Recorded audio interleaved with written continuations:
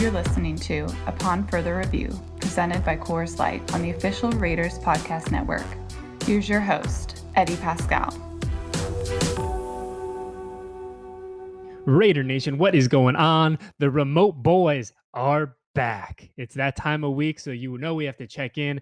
And while producer Trav is in San Jose, as he usually is, and the great KMM, who will join us in a little bit, I believe he's in Alameda. As you guys know, he keeps his whereabouts very vague, which I respect. But instead of me being in Henderson, Nevada, as I typically am, I am in Edmonds, Washington, about I don't know, call it 35, 40 minutes north of Seattle.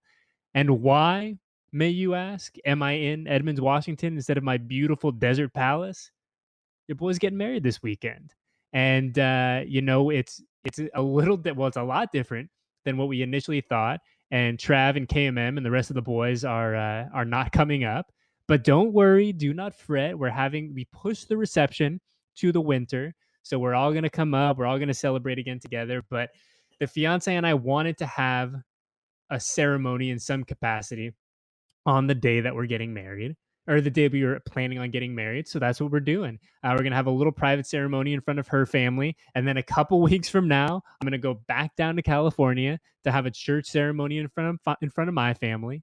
And then in the winter, as I said, the entire squad is going to get together. We are going to eat, drink, probably drink a little bit more than we should, and be merry up in Seattle. And we are all collectively, nearly 300 of us, going to celebrate love. And I cannot wait. But first things first, the show must go on. Now that we got a sponsor, also shout out to our good friends at Coors Light.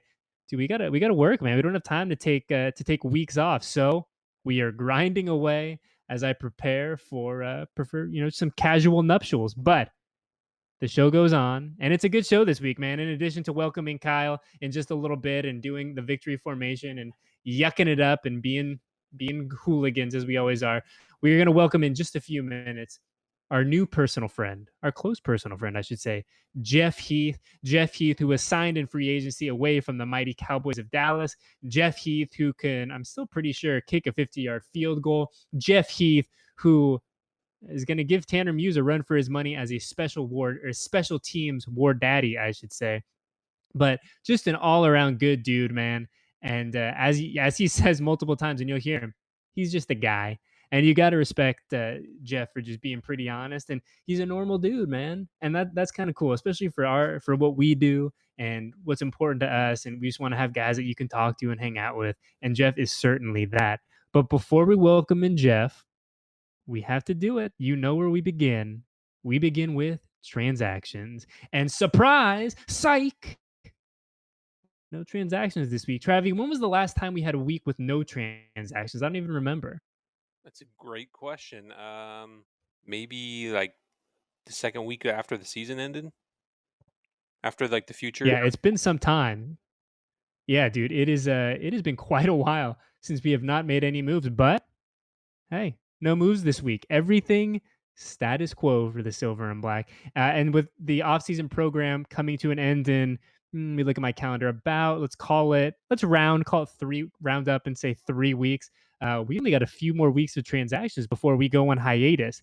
And when I say we go on hiatus, not us personally. You guys are stuck with us for the duration of the summer and all that. Just the players, when they officially kind of cut off for the summer, get that last bit of rest and relaxation before training camp, which is wild to think about, that we're living in this bizarro world of COVID everything, but it's practically June already, which means we are about a month and a half away from going to camp. And while I don't know what that looks like, I don't think any of us do, I do know that the calendar is still turning. And while some days may feel like they are about 75 hours and some days feel like they're about 75 seconds, the calendar still turns. Well, I got to get married in a few days, so we're just skipping right to it, man. We don't have enough time for shenanigans. I got food to taste and beers to drink, and while my buddies won't be here, they're here in spirit, and I have promised a few close personal friends of mine to enjoy some adult beverages in their honor. So let's just get right to it, man. We talked about him just a second ago. Jeff Heath, one of the newest additions to the 2020 Las Vegas Raiders. And let's kick it off, man. Like I said, a good dude, a guy that you guys the people that listen to our humble program, you guys are gonna like Jeff. I can guarantee you that. So, Travi, time to kick it off, baby. Run that interview with our newest defensive back, Jeff Heath. Jeff, I'll just start off with this, man. Why the Raiders? Why did you ultimately decide to continue the next chapter of your football career here in Silver and Black? I mean, there's a lot that went into it. Mainly, I think just a familiarity with some of the coaches. Coach Bisaccia, who's a special teams coach. He coached me my first, I think, 5 seasons in Dallas, and he's at my wedding. He's just, one of the, best coaches I've had, one of the best guys I know. So he was a big part of it, and also Coach Marinelli coming from Dallas also this year. So just a lot of familiarity with those guys. And then, I had great conversations with Coach Gruden and Mr. Mayock, and just had a great feeling about the spot. And especially, being a first year in Las Vegas, just exciting and a new change for everybody involved. So that a lot went into it, but I would say those are the main things. I'm glad you brought up Coach Bisaccia, who's one of my favorite guys in the building too. Yeah. But he's got such an infectious type of energy. He's kind of one of those guys that you want to run through a wall for, right? So what was his kind of pitch to you? What was his kind of spiel for, hey, Jeff, this is why we got to get you out to the desert? Really just, he didn't really need to sell me that much. He just is honest with me. He's always been super honest with me. And that's really, as a player, all you can ask for in this league is, honesty especially from coaches. And, he was just real with me and was like, look, man, I think you'd really like it here. Coach Gruden's got, a good thing going. We're moving to Vegas. He was doing like the sales tax or the state income tax, all that stuff that goes into it. But I just think just treating me normal, man. Just talk to me like one of the guys and super honest with me. And I just really appreciate that. You talked about familiarity with Coach Bisaccia and Coach Marinelli, but one guy that you're going to get to know very well, I would assume, over the next couple of months is Paul Guenther. So what have your kind of initial impressions been of Guenther? And I know things are so weird and it's probably hard to get a good gauge on a guy just from being on the phone and being on the webcam, but what have your early impressions of Coach been? Yeah, well, for one, he seems super knowledgeable.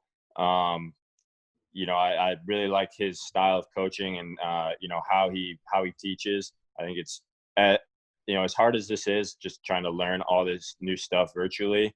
I think, the way he coaches and the way my secondary coaches, Coach O'Neill, how they teach it's just easy to pick up. I don't know. It's they're just very smart guys. And, and I've talked to Coach Guenther a little bit over the phone, just like, not football stuff. And same thing, man. He just seems like he's just normal guy, man. And those type of relationships are, that's kind of what you value. Once you've been in the league for a while, you understand kind of what you like about the league, what you value. And that's the type of thing, just the relationships that you build with your teammates and people in the building and coaches and stuff like that. So really everyone I've talked to from the Raiders has given me that feeling. So. I feel like being a normal dude gets you so far, right? You know what I mean? Just being like a guy you can talk to, a guy you can crack a beer with, kind of have a conversation about football and not football really, really goes a long way. And like you said, especially at this point in your career. Yeah, 100%, man. And because I'm just a normal guy. Like that's who I always gravitated towards. So yeah, that's just kind of my thing. Mike Mayock and Coach Gruden they talk about it all the time, where it almost sounds like a broken record. But one thing that they value above almost anything in guys is versatility. Guys that can do it all. When the bullets start flying and you need to do something that's maybe not exactly in your skill set, they want guys that can come in and kind of step in and do that. And man, that seems like you to a T. You can play safety, a little DB, your emergency kicker. I mean, really, is there anything that you don't feel comfortable doing on the defensive side of the football? I don't think I want to put my hand in the dirt and try to take on double teams or and then try to rush off the edge. But no, I think that's kind of something that it started in college. I played the strong safety role, the free safety role in college, as well as like a kind of a nickel outside linebacker type player, which is becoming a lot more popular in the NFL now. So I think having that versatility is really what even allowed me to make a career in the NFL. And, obviously on defense, but maybe even more importantly in special teams. my first few years. And, yeah, whether it's running down and covering kicks or, trying to block guys on punt return or blocking kicks, whatever it is, just trying to, like you said, be versatile and give teams a reason to keep you on the roster. And that's really your goal in the NFL, is just stay around. Or my goal is just stay around for as long as possible and win as much as possible. And versatility is definitely super important for that. Jeff, and this is the first time we've met, but when we get together, one thing you'll learn about me is I love special teams. It's probably why I like Coach Bisaccia so much, but I am such a big special teams advocate. I love punters and kickers and guys that can get down in coverage. And it seems like people forget about that being such a vital third of the game. But you look at throughout your career, and man, it's a way for guys to not only kind of make a roster, but it can really be a springboard for so much else that people want to do. Yeah, 100%. And, it's funny, special teams kind of goes unnoticed until something really bad happens, till like a punt's blocked or you give up a kick return for a touchdown. So it's like that's part of the tough part about special teams is you only get one play. Offense, you get second down. Special teams, you have one play to get it right, and if it's wrong, everyone's going to know. And if it's right, most of the time, unless it's like a spectacular play, if you just do your job, it kind of goes unnoticed. So it goes unnoticed for fans, but, people who are involved in the game like yourself and, coaches, people who've played obviously know how important it is. And really it can be the deciding factor. And it normally is the deciding factor in just about every single game in some way or another. Field position is so important. And then, yeah, like you said, just for myself personally and so many guys who I've played with and who I've played against and, especially guys who came from a small school like myself, yeah, special teams, like you said, man, that kind of just gets your foot in the door and allows you to, continue to develop the other parts of your game, defensively, offensively, to hopefully one day, be at the level where a coach will feel comfortable putting you in on defense or offense. And then there's other guys who play 15 years and they play special teams and they go to the Pro Bowl and they're all pro special teams players. And teams keep those guys around because they understand how important it is. So, I mean, special teams is like, it's so important. Don't sleep on teams, baby. Don't you dare sleep on the special teams unit for 1 second. Jeff Heath is our guest. And Jeff, it feels like kind of in doing our homework and looking at you that kind of improvement and getting better year after year has kind of been the name of your game and kind of been the story, the arc of your career thus far. That being said, do you still feel like some of your best football is ahead of you? Yeah, absolutely, man. I still, I just turned 29 last week. So I guess in the NFL life, that would be, considered one of the older players, but for real life, 29, you're still, in my opinion, in your athletic prime. So my body feels good. And, I just feel like, when I say this, it doesn't mean I've had bad coaching in the past. I had great coaches, but when you have other coaches that can teach you other parts or other things to add to your game, and you can use all the prior coaching and prior knowledge that you've gained, depending on how you approach it and how well you can adapt and how willing you are to change your game, you realize the sky's really the limit for anybody. It's just about your approach and hoping that your body, allows you to get better. I mean, because really, at the end of the day, everyone just wants to get better, right? Like, I want to get better at my job just as much as you want to get better at your job. And the more people you have around you that are going to help get you to that level, it seems like the better. But, Yeah. Jeff, you come in and you look at this DB room now, and it's a very, very different room than it was a year ago. And obviously, you don't know a lot of the guys that were here that are no longer here. But you look at some of these new names coming in. You got Jeff Heath, Damon Arnett, Demarius Randall, Meek Robertson, another rookie coming in. When you take a look at kind of the totality of this room, is it a challenge to have so many new faces, so many new pieces coming in? Or is it something that kind of excites you? Like, hey, we're going to be able to have a chance to kind of really build something and kind of gel together.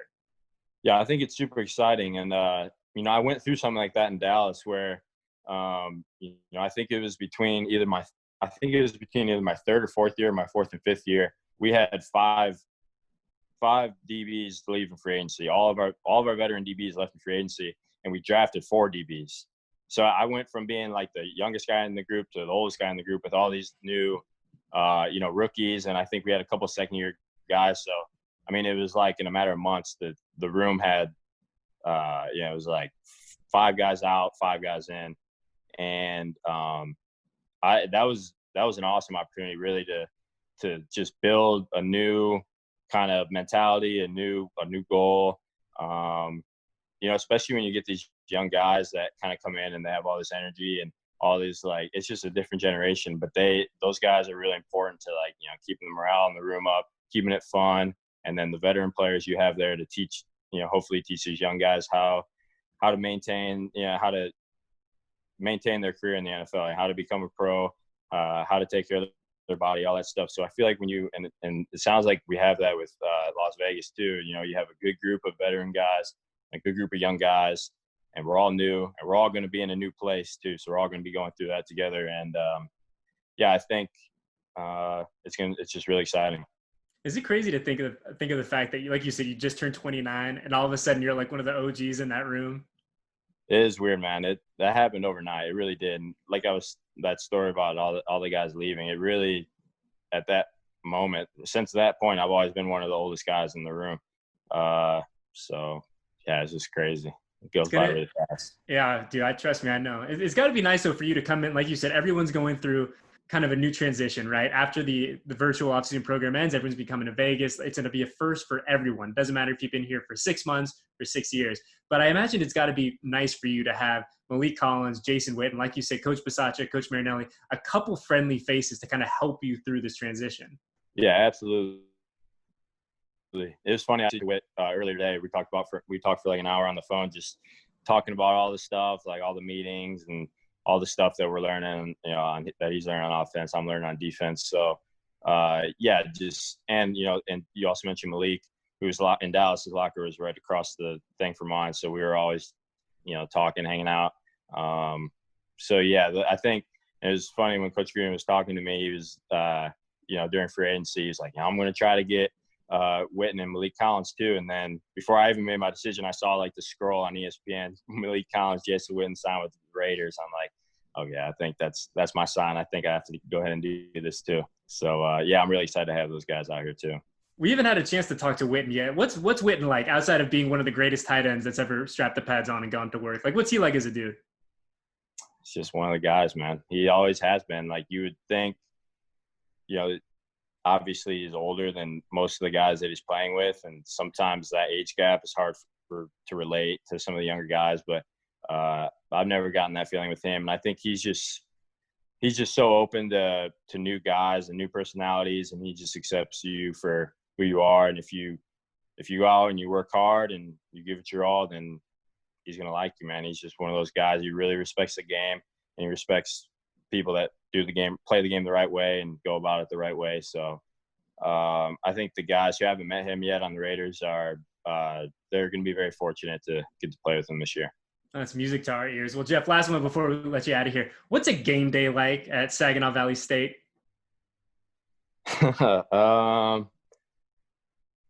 Well, it's a little different than game days in the NFL for sure. Actually, it's kind of even hard. I've played in so many games since then, but we go down to the cafeteria, school cafeteria, and we get a little breakfast if it's a day game, and we'll normally drive over or walk over to the stadium. It's a pretty small campus, so you just walk right over to the stadium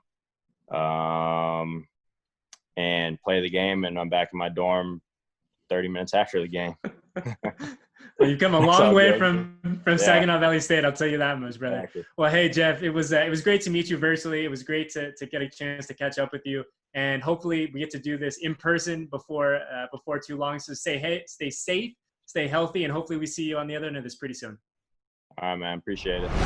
Man, and our sincere thanks to our new pal, Jeff Heath. Like I said, man, just a dude you want to crush a few cold ones with, probably a few Coors Lights. Jeff Heath seems like the kind of guy who enjoys a good Coors Light, and I respect that oh so immensely. Another guy, or two guys, I should say, that I know love a good Coors Light when the sun is shining on their beautiful faces are the great KMM and producer Trav, which means it's time for Victory Formation. Eddie Paskal, and as I said, the great producer Trav, and our very own Kyle Cannon Booby Cartwright Martin. And KMM, first off, how you doing? Secondly, what location are you in today? I'm going to answer the second question first and say that I'm in San Francisco, and because I'm in San Francisco, I'm doing well. It's a lot cooler here than my dojo in Alamurda. The temperatures have skyrocketed in the Bay Area, and they've become intolerable. So I needed to seek out an area where I could cool down and maybe get some rays on a rooftop. This might be one of those few instances where you're glad that you're now rocking the short man's cut. You got less heat on your head. Dude, that is a great point. Not having to do my head is less sweaty. I've enjoyed tanning the top of my head as well. That's been a different sensation. I don't want any skin cancer, but it's been fun. No, To feel the melanoma is a breeze- joke for no one. No one. And to feel the breeze just move about my scalp has been nice. And we talked about this, was it either last week or 2 weeks ago? Who knows, since time doesn't exist. But we talked about when you shave your head, and I've done the same thing, and I know, Travi, you used to rock a shaved head as well. It's a very kind of cathartic experience. Have you kind of felt the benefits of your rebirth, both physically, emotionally, spiritually, from this cut, KMM? I've definitely noticed a feeling of rejuvenation, of rebirth, but I can't say it's felt like a full rebrand at all. Maybe that's because I haven't been seeing people, or I've seen you guys via Zoom and other meetings, and very few relatives. But for the most part, it's just been me and my hair. So it's been a very intimate experience, just me growing as my hair grows back. Yeah, man. I would say for everyone, men, women, children, I would say every 5 to 10 years, just shave your head. It's good for you. That's my advice. That's Eddie's unsolicited advice for this week. Every decade or so, shave your head, hit the reset button, as our friend Raider Vito would say, and let it come back. As you said, Kyle, grow with your hair. What if that was the cure to coronavirus, that everyone had to shave their head? Oh, dude, I mean, I would do it in an instant. I'd shave my head on this pod for the tent. A lot of clicks. Oh man, Click City, baby. Click City. Speaking of the clicks, man, I just completed the longest road trip of my midlife right now. My nearly 29 years. I did a 17-hour haul from Henderson up here to Edmonds. And boy, it was a lot. That's got to be the furthest you've ever driven, right? Yeah, man, I did as a younger man, when I was young and much stupider. I'm still pretty dumb, but definitely I've gained a little knowledge over the past 5 or so years. But I did, me and my pals, shout out Yusef, friend of the program, did this drive with me. We went from Portland to LA in one day, and that was a bad idea. But this one, in terms of hours and mileage, and we did split it up over 2 days. But boy, dude, that last 2 hours today was brutal. It's tough when you get so close to your destination, but you're really not close. You're close in the sense that you've driven the majority of your drive, but you're not close because you still have another 2.5 hours and 150 miles to go. Yeah, man. And Don Bocelli was getting a little antsy at that point. He was just kind of over it. He was like, all right, man, I stayed in a hotel last night. Like, I've been in a car for 2 days. Like, where are we going? I'm done. Yeah, where did you stay?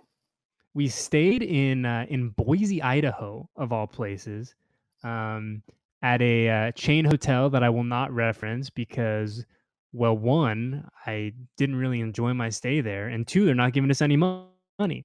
But yeah, we stayed there last night, got a few hours of sleep, and then got up and just crushed the second part of the drive this morning. So we left at what time did we leave? We left at around 6 a.m. Pacific time, and we got here a touch after 2. So we were in it for the long haul, man. It was a long 2 days, I'll tell you that. I've never been to Boise, but a lot of my family are from there. Yeah, I I'm know sorry, that dude. you- There's really no reason to go. I'll tell you that right now. That was just going to be my question. Is I'm sure you didn't see a lot because you were just in a hotel and you drove in the night. But what were your first impressions? First impressions, actually a pretty scenic area. Now, you know me, I'm not one for the outdoors. That's not really my deal, if you will. But a lot of natural beauty, man. Like, the city's kind of nestled in between these mountains or hills. I don't know, Trav, you probably know the technical term for whatever they are. But Yeah, I mean, it was fine. Like it's kind of cool. It definitely has that college town vibe because Boise State's obviously the big moneymaker in town. But I mean, it's a lot like everywhere I would imagine right now, where there's not a lot of people out and about. Um, not a lot of things are open, and I don't know. It's just kind of a weird time to go to a city for the first time because you really have no idea what it's like. But that said, I'm probably good on going back to Boise. Yeah, I can't imagine there's a lot of skyscrapers, but definitely more of an outdoorsy kind of city, Yeah, which Travi, have you isn't been to up Boise? your alley. Like you're the kind of guy who would go to Boise. I've never been there, but I know a lot of people that live there, and they have lots of great things to say about it. So, but they're more the outdoorsy type, anyways. So, And Yeah, I I mean hear a that's lot one of thing I people noticed from because California are moving there. yes. like my one of my really good friends, his older brother, who is a man that I respect immensely, both in intelligence, in career, and all that stuff. He's actually packing up and moving to Boise in about 6 months. So I guess it's like kind of like it's a trendy spot right now for sure. But um, I don't know, man. Kyle, you'll be able to get this reference. It really did feel kind of more like trying to figure out how to phrase this, like a kind of more bro-y Eugene, if that makes sense. Like, because there's like, it is definitely a college town. Like, you get that vibe immediately because there's all the Boise State gear, and there's a lot of student, obvious like student housing and things like that. I actually think I saw our friend Matt Walks rolling around the co-ed area while we were there. Which was weird because I was like, Waxy, you're not supposed to be here. You're in California, right? And he's like, we didn't see you here. Let's move on. But yeah, it's definitely got like that college vibe for sure. But it's you see like a lot of like kind of chucked white dudes, you know what I mean? Like a lot of CrossFit kind of fellas rolling around. I could see that. I could see that. Yeah, and so that's really why Walks stood out, because Walks is not. We gotta get a sponsor for this make fun of Walks segment. I don't think Walks needs to be made fun of anymore. Yeah, Walks is living in a life of L's right now, man. But we love him regardless. But it got me to thinking though, boys, on this 17-hour sojourn up here, if you had to pick a guy on our roster to do 18 hours in a car with, who you rolling with? Who you got, KMM? If I had to pick someone to do 18 hours in a car with, oh man, it's someone that's not going to talk a lot, honestly. That's key. That's key. Yeah, I mean, like you want someone that you can converse about some good topics with, but you don't want someone who's going to talk at you the whole time. Yeah. It would be miserable. I don't have a name for you. I just wouldn't want to drive with someone who talks a lot because that would be my two choices, unbearable. And I thought about this a lot since I was in the car for 18 hours the past 2 days. But I narrowed it down to two. And they're two very different selections. But I would either go with TGU, the greatest underdog, Trent Brown, or AJ Cole. AJ Cole's a good one. Cole's a good one. I imagine TGU would just be doing a lot of social media stuff. He'd be tweeting a lot of different song lyrics that would pop on when you guys were on your playlist up the road. Yeah, oh certainly. But TGU would be like that low key entertaining. You know what I mean? Like, cause he's not like a big like vocal talker kind of guy, but he's like pretty funny. And I think he would teach me a lot of things, which would be nice on an 18-hour drive. And maybe by the end I could get like a TGU sweatshirt or something. That'd be pretty dope. Maybe he could give you a sweatshirt ahead of time. You could videotape the entire excursion, free publicity for his brand. Do you think if I pitch this to the powers that be, me and Trent Brown go on a 10-hour road trip somewhere, do you think there'd be an audience for that? I think so. I would worry about your well-being and what kind of shenanigans you would get into. But I mean, in a good way. I mean, I can't imagine there'd be that many shenanigans though, because we'd be driving. That would be the whole point of the journey, is just us bonding and driving and learning about life and each other. It depends on where the road trip is, though. If there's a lot of stops along the way, if you're going through some big cities, that could throw a different element in play. Yeah, that's true. I mean, it would be it'd be a live one. Travi, who do you go on a road trip with? I know you're a man who likes to get behind the wheel. I feel like Jalen Richard would be a good road trip partner. I feel like good rapport. And then who else was I thinking? I was also thinking Wall Street might be an interesting. Darren Waller would be an interesting companion too, also in the car. That could be a very real car ride. Yeah, it would be a real car ride, but some hard hitting stuff. But it would help the time go by. Like if you're really getting into like the X's and O's of someone's trials and tribulations, like you're not going to be bored on the highway. No. Another good point, the pros of talking. You need that. Dude, a lot of what we get paid to do is talk KMM. I hope you would enjoy a little conversation. Well, here, let me ask you the flip side of this. Who do you think you could sit in a car, like a road trip with, 0 words at all? And it like be a positive experience? Yes. Like you both get in the car, drive the entire way without saying a word, get out, and everything's totally fine. Josh, probably. I might go Alec Ingold. Oh, that's a good one too. That's a good one too, for sure.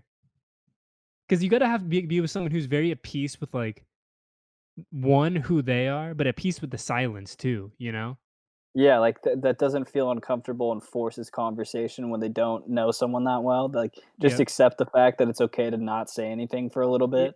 Yeah, but like, dude, we're going on this journey together, man, and I'll see you in 9 hours, pal. Tap on the window if you need me to pull over so you can go handle some business, and after that, we'll get right back on the road. Road trips are not my favorite, to be honest. No. I don't know if anyone's a fan of road trips, but dude, I'm too old for this, man. Yeah, it's cool when you're younger and you don't have anywhere you crash at a buddy's house in college or something, but I don't want to be in a car longer than I have to be. No, absolutely not. I mean, and of course, never in a million years did I anticipate doing this drive, but the Rona had other plans for me because I'm not getting on a plane right now. But here we are, man. You gotta make the best of the hand that you're dealt.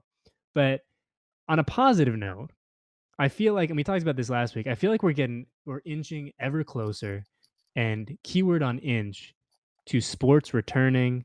The Premier League earlier today unanimously votes to return to contact training, which is great. The NHL has put out a playoff format. The NBA seems like it's getting closer. Booby, of all the sports coming back, which one intrigues you the most?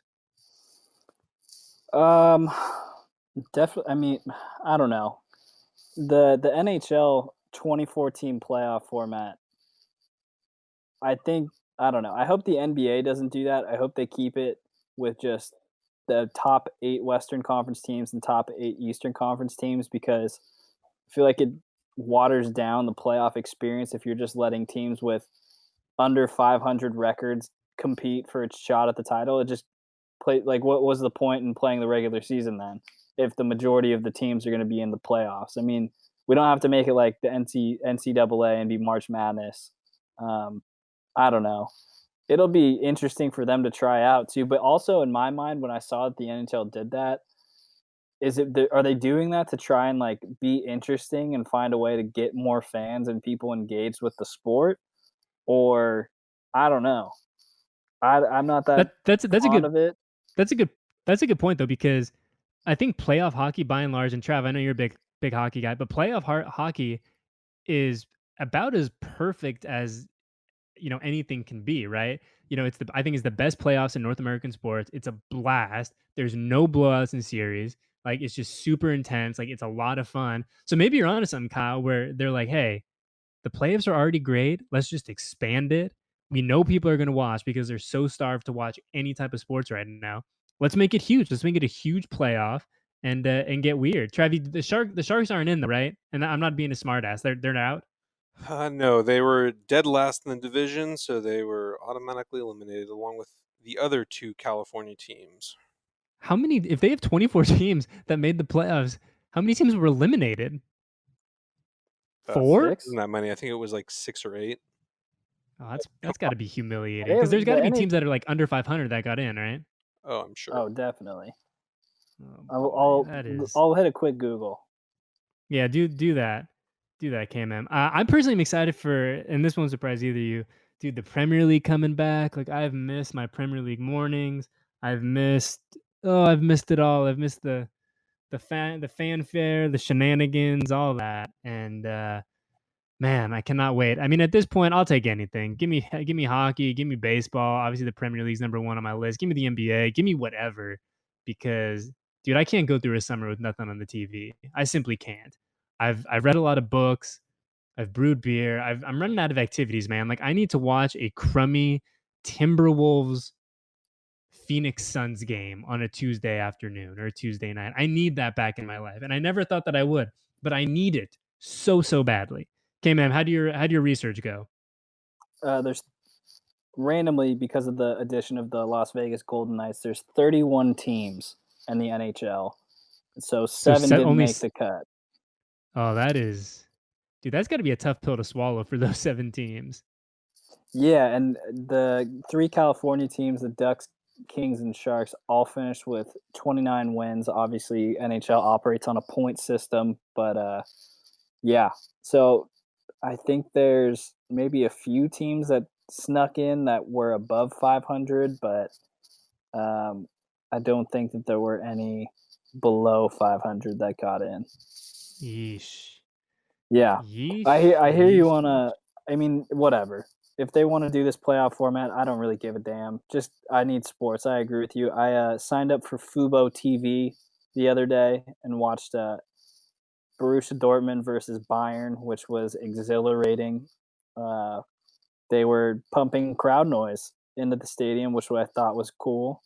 And it was kind of like trippy because you couldn't see from the camera angle the stands really until it panned up if the keeper shot just a goal, or not shot a goal. If he just launched the ball to clear it midfield, and that would be the only time you'd see the stands, and there'd be chants and people whistling and stuff. But for the most part, it felt like a normal match, and it was so good, so good. I might pay the absurd $54 a month or whatever it is to keep it, just so I can watch Bundesliga and Premier League. It's on Fox Sports 1, right?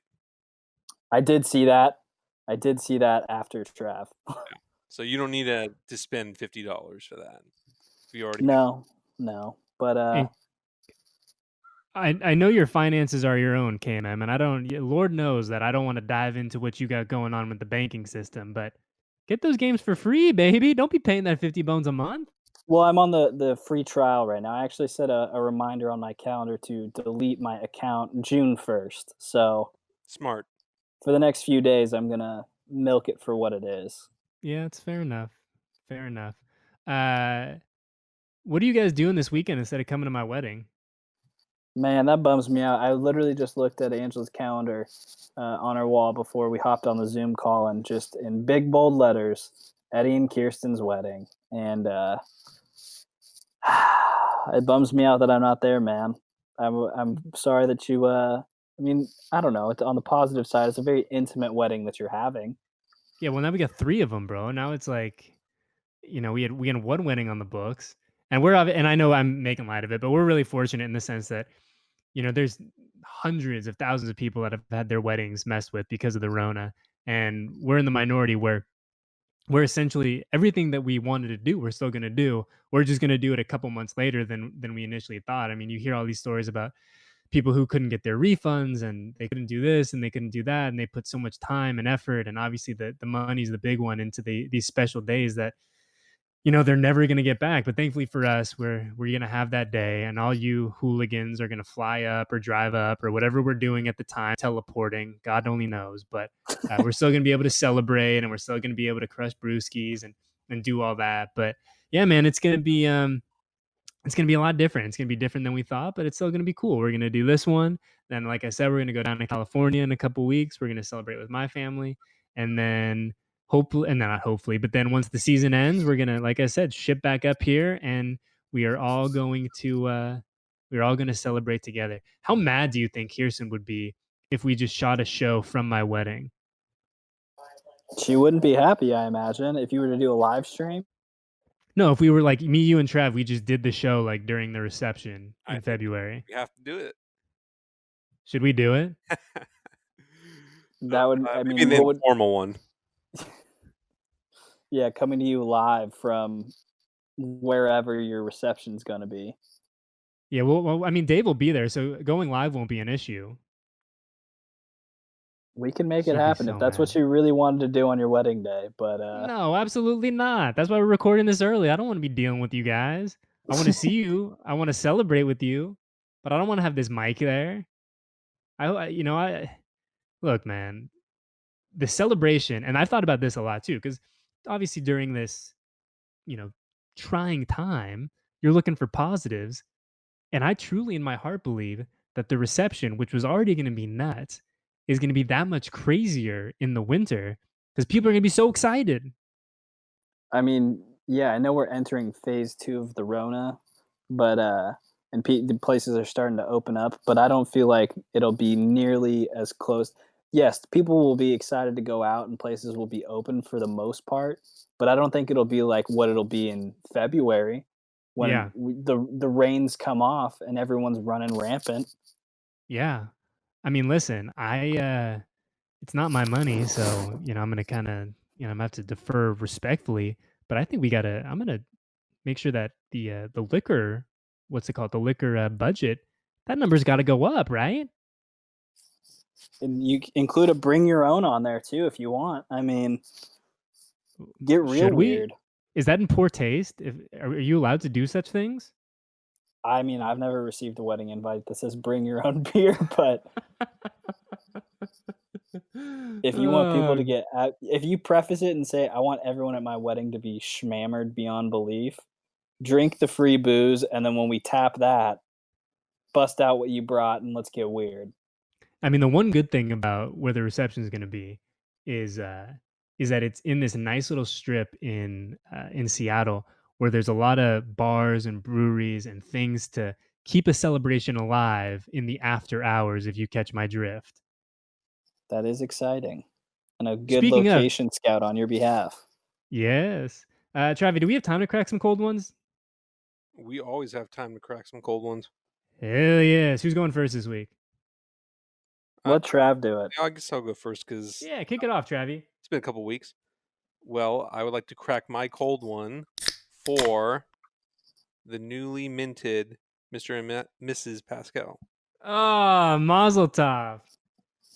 I know it's an easy one, but yeah, congratulations. Thank you. An easy win, but Travi, Lord knows, sometimes the easy win, you got to get the easy wins. You got to do it. Well, You Trav stole absolutely. mine. But Oh, I'll, all right, Booby, you got to think, man. What do you got? I got a backup ready. I got a backup ready. I'd like to crack a Okay. cold one for the police officer who left you off the hook on your wedding week. Hey. Yeah, man. Not, I'll crack a cold one to him, too. Shoot. yeah, not bringing any bad vibes into your premaritals. Yeah, I respect that immensely. And I still am flabbergasted, shocked that he let me go. So, yeah, man, I'll crack a cold one to him. Absolutely. Officer, insert name here, because I'll be honest, I didn't catch his name. But I'll wrap it up. And I got to crack a cold one. I'm going to crack a cold one for the fiance because, man, we've, like I said, like everyone who's going through this crazy time, and especially all the folks that are getting married, we've had good days, we've had bad days, but by and large, she has been such a champion. And this is a day that, she's dreamed up for, years, literally her entire life. And it's going to be a lot different than she thought. But as I said, on the positive, she's now going to get 3 weddings. She's going to get this one, another one in California, and then the big one in February. But man, she's been great with it, man. I know she's had days that have not been the easiest, and she's she's put on a brave face, and she's really kept everything in perspective. And yeah, man, I got a good one, and we're excited to kind of kick off this next chapter, and we're even more excited to celebrate with you jabrones in what 7-8 months, whatever it is. So I'll crack a cold one to her, and then secondarily crack a cold one for all of you who are going to make it up in February to celebrate and get super weird with it. So yeah, man, it'll be, like I said, it'll be different. It isn't exactly how we drew it up, but hey, what would Grewdog do at the line of scrimmage? Sometimes you got to call an audible, right? Sometimes you got to take a look at the line. You got to see the formation, be like, this is not going to work, and you adjust accordingly. So that's what we're doing, and we're excited. We are very, very excited. I mean, Should we get out of here? I think you hit it on the head, man. Well said. I can't wrap it up any better than that. Boom. So we're done. We're out of here. Let's go get married, huh?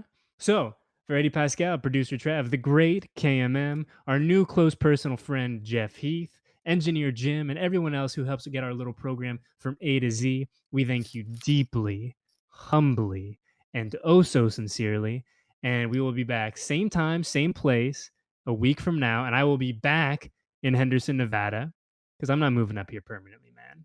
Can't do it. I'm going back to the desert. I got to see my friends. So we will see you guys next week, as I said, same time, same place, for another episode of Upon Further Review.